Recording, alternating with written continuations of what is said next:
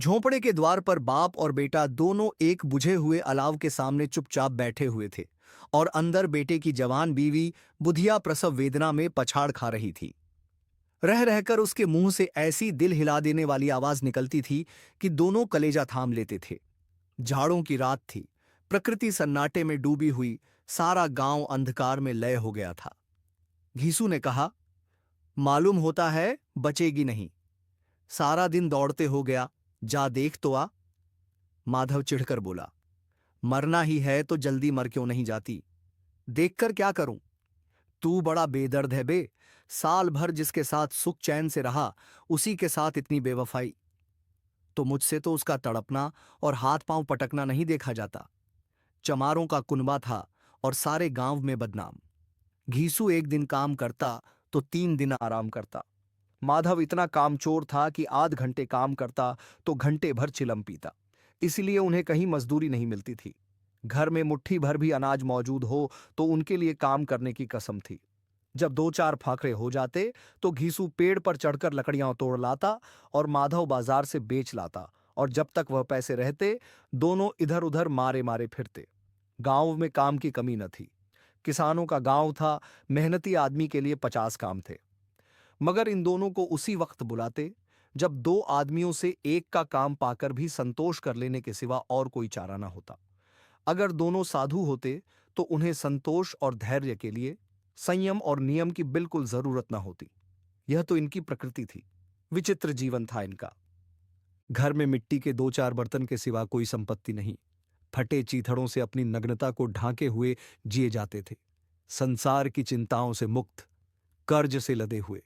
गालियां भी खाते, मार भी खाते, मगर कोई गम नहीं। दिन इतने की वसूली की बिल्कुल आशा न रहने पर भी लोग इन्हें कुछ न कुछ कर्ज दे देते थे। मटर, आलू की फसल में दूसरों के खेतों से मटर या आलू उखाड़ लाते और भून भान कर खा लेते, या 10-5 ऊख उखाड़ लाते और रात को चूसते। घीसू ने इसी आकाश वृत्ति से 60 साल की उम्र काट दी, और माधव भी सपूत बेटे की तरह बाप ही के पद चिन्हों पर चल रहा था, बल्कि उसका नाम और भी उजागर कर रहा था। इस वक्त भी दोनों अलाव के सामने बैठकर आलू भून रहे थे, जो कि किसी खेत से खोद लाए थे। घीसू की स्त्री का तो बहुत दिन हुए देहांत हो गया था। माधव का ब्याह पिछले साल हुआ था। जब से यह औरत आई थी, उसने इस खानदान में व्यवस्था की नींव डाली थी और इन दोनों बेगैरतों का दोजख भरती रहती थी। जब से वह आई, यह दोनों और भी आलसी और आराम तलब हो गए थे, बल्कि कुछ अकड़ने भी लगे थे। कोई कार्य करने को बुलाता तो निर्ब्याज भाव से दुगुनी मजदूरी मांगते। वही औरत आज प्रसव वेदना से मर रही थी, और यह दोनों इसी इंतजार में थे कि वह मर जाए तो आराम से सोएं। घीसू ने आलू निकालकर छीलते हुए कहा, जाकर देख तो क्या दशा है उसकी। चुड़ैल का फिसाद होगा और क्या। यहां तो ओझा भी 1 रुपया मांगता है। माधव को भय था कि वह कोठरी में गया तो घीसू आलूओं का बड़ा भाग साफ कर देगा। बोला, मुझे वहां जाते डर लगता है। डर किस बात का है, मैं तो यहां हूं ही। तो तुम ही जाकर देखो ना। मेरी औरत जब मरी थी तो मैं 3 दिन तक उसके पास से हिला तक नहीं था, और फिर मुझसे लजाएगी कि नहीं? जिसका कभी मुंह नहीं देखा, आज उसका उघड़ा हुआ बदन देखूं। उसे तन की सुध भी तो न होगी। मुझे देख लेगी तो खुलकर हाथ पांव भी न पटक सकेगी। मैं सोचता हूं कोई बाल बच्चा हो गया तो क्या होगा। सोंठ गुड़ तेल कुछ भी तो नहीं है घर में। सब कुछ आ जाएगा, भगवान दें तो। जो लोग अभी 1 पैसा नहीं दे रहे हैं, वे ही कल बुलाकर रुपए देंगे। मेरे 9 लड़के हुए, घर में कभी कुछ न था, मगर भगवान ने किसी न किसी तरह बेड़ा पार ही लगाया। जिस समाज में रात दिन मेहनत करने वालों की हालत उनकी हालत से कुछ बहुत अच्छी न थी, और किसानों के मुकाबले में वे लोग जो किसानों की दुर्बलताओं से लाभ उठाना जानते थे, कहीं ज्यादा संपन्न थे, वहां इस तरह की मनोवृत्ति का पैदा हो जाना कोई अचरज की बात न थी। हम तो कहेंगे, घीसू किसानों से कहीं ज्यादा विचारवान था, और किसानों के विचार शून्य समूह में शामिल होने के बदले बैठकबाजों की कुत्सित मंडली में जा मिला था। हाँ, उसमें यह शक्ति न थी कि बैठकबाजों के नियम और नीति का पालन करता। इसलिए जहां उसकी मंडली के और लोग गांव के सरगना और मुखिया बने हुए थे, उस पर सारा गांव उंगली उठाता था। फिर भी उसे यह तस्कीन तो थी ही कि अगर वह फटेहाल है तो कम से कम उसे किसानों की सी जी तोड़ मेहनत तो नहीं करनी पड़ती और उसकी सरलता और निरीहता से दूसरे लोग बेजा फायदा तो नहीं उठाते। दोनों आलू निकाल निकाल कर जलते जलते खाने लगे। कल से कुछ नहीं खाया था, इतना सब्र न था कि ठंडा हो जाने दे। कई बार दोनों की जबानें जल गईं। छिल जाने पर आलू का बाहरी हिस्सा जबान, हलक और तालू को जला देता था और उस अंगारे को मुंह में रखने से ज्यादा खैरियत इसी में थी कि वह अंदर पहुंच जाए। वहां उसे ठंडा करने के लिए काफी सामान थे, इसलिए दोनों जल्द जल्द निकल जाते। हालांकि इस कोशिश में उनकी आंखों से आंसू निकल आते। घीसू को उस वक्त ठाकुर की बारात याद आई जिसमें 20 साल पहले वह गया था। उस दावत में उसे जो तृप्ति मिली थी वह उसके जीवन में एक याद रखने लायक बात थी और आज भी उसकी याद ताजा थी। बोला, वह भोज नहीं भूलता। तब से फिर उस तरह का खाना और भरपेट नहीं मिला। लड़की वालों ने सबको भरपेट पूरियां खिलाई थीं। सबको, छोटे बड़े सबने पूरियां खाईं और असली घी की। चटनी, रायता, 3 तरह के सूखे साग, एक रसेदार तरकारी, दही, चटनी, मिठाई। अब क्या बताऊं कि उस भोज में क्या स्वाद मिला। कोई रोक टोक नहीं थी, जो चीज चाहो मांगो, जितना चाहो खाओ। लोगों ने ऐसा खाया कि किसी से पानी न पिया गया। मगर परोसने वाले हैं कि पत्तल में गर्म गर्म गोल गोल सुवासित कचौरियां डाल देते हैं। मना करते हैं कि नहीं चाहिए, पत्तल पर हाथ रोके हुए हैं, मगर वह हैं कि दिए जाते हैं। और जब सबने मुंह धो लिया तो पान इलायची भी मिली, मगर मुझे पान लेने की कहाँ सुध थी। खड़ा हुआ न जाता था, चटपट जाकर अपने कंबल पर लेट गया। ऐसा दिल दरियाव था वह ठाकुर। माधव ने पदार्थों का मन ही मन मजा लेते हुए कहा, अब हमें कोई ऐसा भोज नहीं खिलाता। अब कोई क्या खिलाएगा, वह जमाना दूसरा था। अब तो सबको किफायत सूझती है। शादी ब्याह में मत खर्च करो, क्रियाकर्म में मत खर्च करो। पूछो, गरीबों का माल बटोर बटोर कर कहाँ रखोगे। बटोरने में तो कमी नहीं है, हाँ खर्च में किफायत सूझती है। तुमने 1-20 पूरियां खाई होंगी? 20 से ज्यादा खाई थीं। 50 से कम मैंने न खाई होंगी। अच्छा पका था, तू तो मेरा आधा भी नहीं है। आलू खाकर दोनों ने पानी पिया और वहीं अलाव के सामने अपनी धोतियां ओढ़कर पांव पेट में डाले सो रहे, जैसे 2 बड़े बड़े अजगर गेंडुलियां मारे पड़े हों। और बुधिया अभी तक कराह रही थी। सवेरे माधव ने कोठरी में जाकर देखा तो उसकी स्त्री ठंडी हो गई थी। उसके मुंह पर मक्खियां भिनक रही थीं, पथराई हुई आंखें ऊपर टंगी हुई थीं, सारी देह धूल से लथपथ हो रही थी। उसके पेट में बच्चा मर गया था। माधव भागा हुआ घीसू के पास आया, फिर दोनों जोर जोर से हाय हाय करने और छाती पीटने लगे। पड़ोस वालों ने यह रोना धोना सुना तो दौड़े हुए आए और पुरानी मर्यादा के अनुसार इन अभागों को समझाने लगे। मगर ज्यादा रोने पीटने का अवसर न था। कफन की और लकड़ी की फिक्र करनी थी। घर में तो पैसा इस तरह गायब था जैसे चील के घोंसले में मांस। बाप बेटे रोते हुए गांव के जमींदार के पास गए। वह इन दोनों की सूरत से नफरत करते थे। कई बार इन्हें अपने हाथों से पीट चुके थे, चोरी करने के लिए, वादे पर काम पर न आने के लिए। पूछा, क्या है बे घिसुआ, रोता क्यों है? अब तो तू कहीं दिखलाई भी नहीं देता। मालूम होता है इस गांव में रहना नहीं चाहता।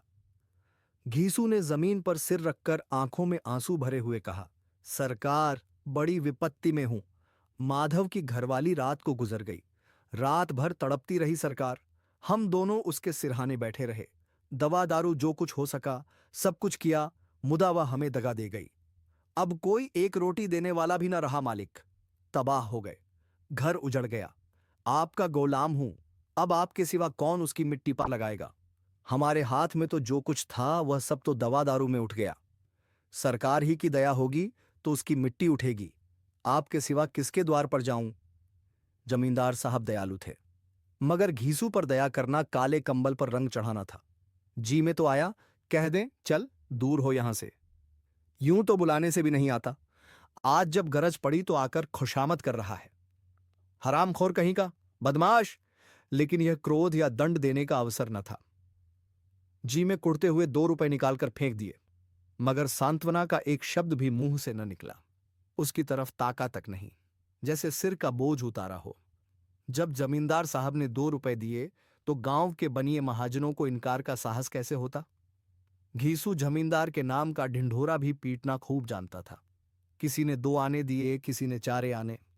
1 घंटे में घीसू के पास 5 रुपए की अच्छी रकम जमा हो गई। कहीं से अनाज मिल गया, कहीं से लकड़ी। और दोपहर को घीसू और माधव बाजार से कफन लाने चले। इधर लोग बांस वांस काटने लगे। गांव की नर्म दिल स्त्रियां आ आकर लाश देखती थीं और उसकी बेकसी पर 2 बूंद आंसू गिराकर चली जाती थीं। बाजार में पहुंचकर घीसू बोला, लकड़ी तो उसे जलाने भर को मिल गई है, क्यों माधव? माधव बोला, हाँ, लकड़ी तो बहुत है, अब कफन चाहिए।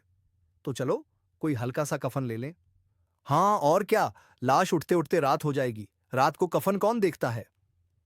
कैसा बुरा रिवाज है कि जिसे जीते जी तन ढांकने को चीथड़ा भी न मिले, उसे मरने पर नया कफन चाहिए। कफन लाश के साथ जल ही तो जाता है, और क्या रखा रहता है? यही 5 रुपए पहले मिलते तो कुछ दवा दारू कर लेते। दोनों एक दूसरे के मन की बात ताड़ रहे थे। बाजार में इधर उधर घूमते रहे। कभी इस बाजार की दुकान पर गए, कभी उसकी दुकान पर। तरह तरह के कपड़े, रेशमी और सूती देखे, मगर कुछ झंचा नहीं। यहां तक कि शाम हो गई। तब दोनों न जाने किस दैवी प्रेरणा से एक मधुशाला के सामने जा पहुंचे और जैसे किसी पूर्व निश्चित व्यवस्था से अंदर चले गए। वहां जरा देर तक दोनों असमंजस में खड़े रहे। फिर घीसू ने गद्दी के सामने जाकर कहा, साहू जी, 1 बोतल हमें भी देना। इसके बाद कुछ चिखौना आया, तली हुई मछली आई और दोनों बरामदे में बैठकर शांतिपूर्वक पीने लगे। कई कुज्जियां ताबड़तोड़ पीने के बाद दोनों सरूर में आ गए। घीसू बोला, कफन लगाने से क्या मिलता, आखिर जल ही तो जाता, कुछ बहू के साथ तो न जाता। माधव आसमान की तरफ देखकर बोला, मानो देवताओं को अपनी निष्पापता का साक्षी बना रहा हो। दुनिया का दस्तूर है, नहीं लोग बामनों को हजारों रुपए क्यों दे देते हैं? कौन देखता है परलोक में मिलता है या नहीं? बड़े आदमियों के पास धन है, फूंके, हमारे पास फूंकने को क्या है? लेकिन लोगों को जवाब क्या दोगे? लोग पूछेंगे नहीं कफन कहाँ है? घीसू हंसा, अबे कह देंगे कि रुपए कमर से खिसक गए, बहुत ढूंढा मिले नहीं। लोगों को विश्वास न आएगा, लेकिन फिर वही रुपए देंगे। माधव भी हंसा, इस अनपेक्षित सौभाग्य पर बोला, बड़ी अच्छी थी बेचारी, मरी तो खूब खिला पिलाकर। आधी बोतल से ज्यादा उड़ गई। घीसू ने 2 सेर पूरियां मंगाई, चटनी, अचार, कलेजियां। शराब खाने के सामने ही दुकान थी। माधव लपक कर 2 पत्तलों में सारे सामान ले आया। पूरा 1.5 रुपया खर्च हो गया, सिर्फ थोड़े से पैसे बच रहे। दोनों इस वक्त इस शान में बैठे पूरियां खा रहे थे जैसे जंगल में कोई शेर अपना शिकार उड़ा रहा हो। न जवाबदेही का खौफ था, न बदनामी की फिक्र। इन भावनाओं को उन्होंने बहुत पहले ही जीत लिया था। घीसू दार्शनिक भाव से बोला, हमारी आत्मा प्रसन्न हो रही है तो क्या उसे पुण्य न होगा? माधव ने श्रद्धा से सिर झुकाकर तसदीक की, जरूर से जरूर होगा। भगवान तुम अंतर्यामी हो, उसे बैकुंठ ले जाना। हम दोनों हृदय से आशीर्वाद दे रहे हैं। आज जो भोजन मिला वह कभी उम्र भर न मिला था। एक क्षण के बाद माधव के मन में एक शंका जागी। बोला, क्यों दादा, हम लोग भी एक न एक दिन वहां जाएंगे ही। घीसू ने इस भोले भाले सवाल का कुछ उत्तर न दिया। वह परलोक की बातें सोचकर इस आनंद में बाधा न डालना चाहता था। जो वहां वह हम लोगों से पूछे कि तुमने हमें कफन क्यों नहीं दिया तो क्या कहोगे? तू कैसे जानता है कि उसे कफन न मिलेगा? तू मुझे ऐसा गधा समझता है?